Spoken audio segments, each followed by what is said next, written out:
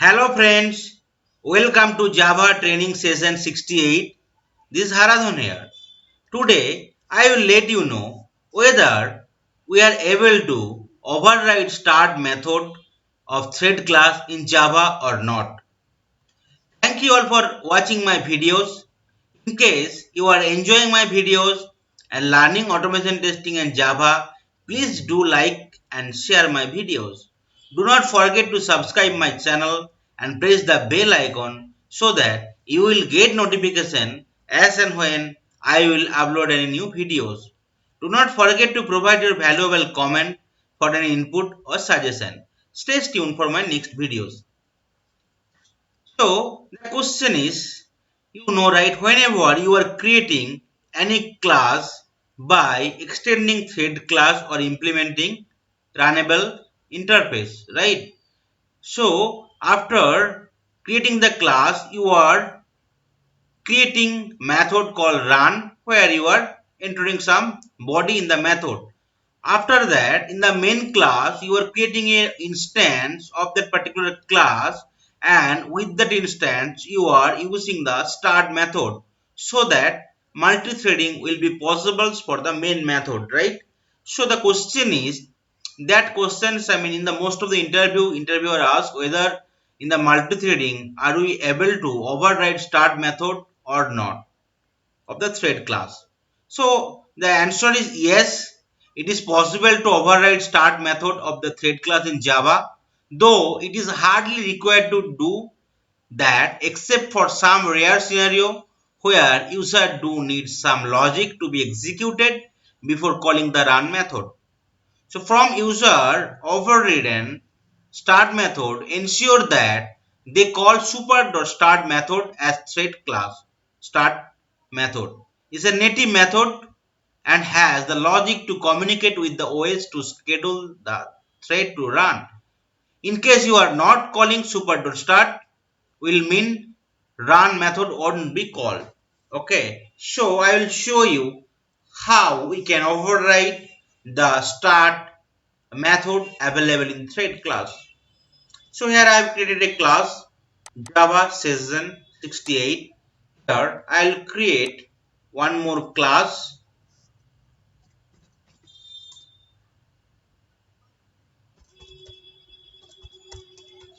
is thread start method. Start method. So this is the class I am creating.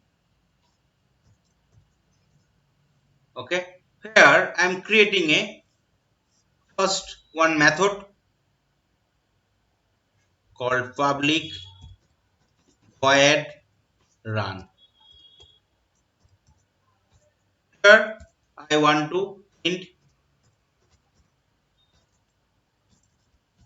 the current thread.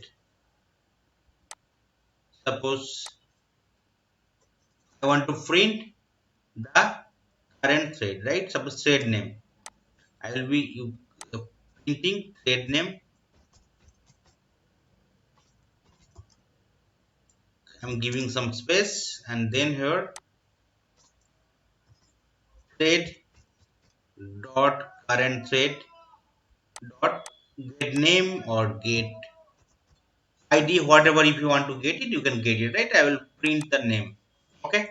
So that method I have created here. Now I'm creating an object instance here in the main method. Suppose t1 equal to new thread, right? Okay. Now if I want to use that object instance, and then if I use start dot start, right? T1, sorry, here I need to extend it, otherwise it is not possible. Extend thread class, right? I need to extend the thread class.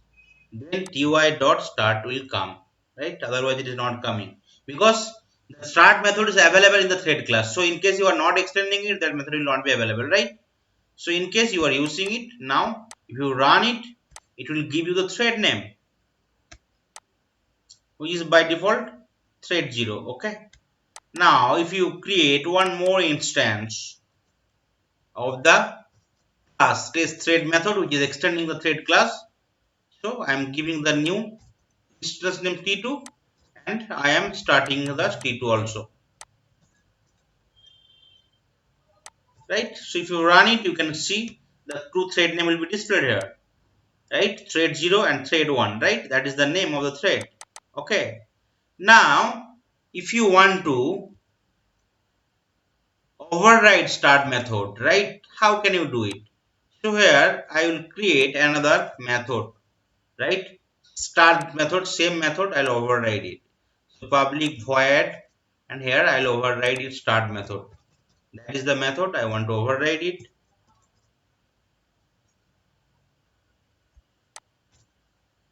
That is the method name, right? I want to override it. So suppose I will not use the super.start, right? I want to get start method of thread class got overridden. Overridden, right? Overridden. Oh,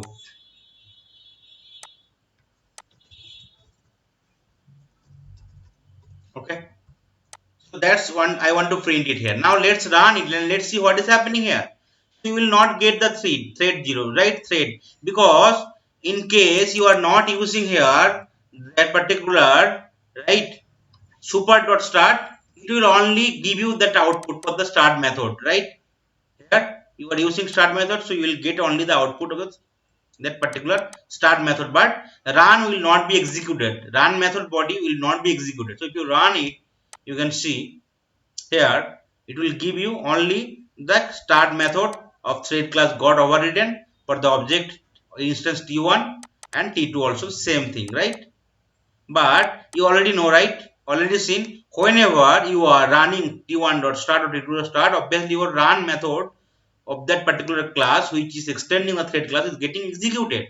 But here it is not executed because you are overriding the thread class start method right here, right, in the thread class, but you that run method will not be called unless you are using that particular super.start in the start method, right? So I will use super.start, right? Okay. Now if you run it, it will give you that overridden method output as well as the it will run the run class. It will execute the run class. You can see start of the method thread class got overridden for T1 and T2 instance, and thread name for the T1 is 0 thread 0, and for T2 instance it is also getting executed, right? So that's way system user will be able to override the start method available in the thread class.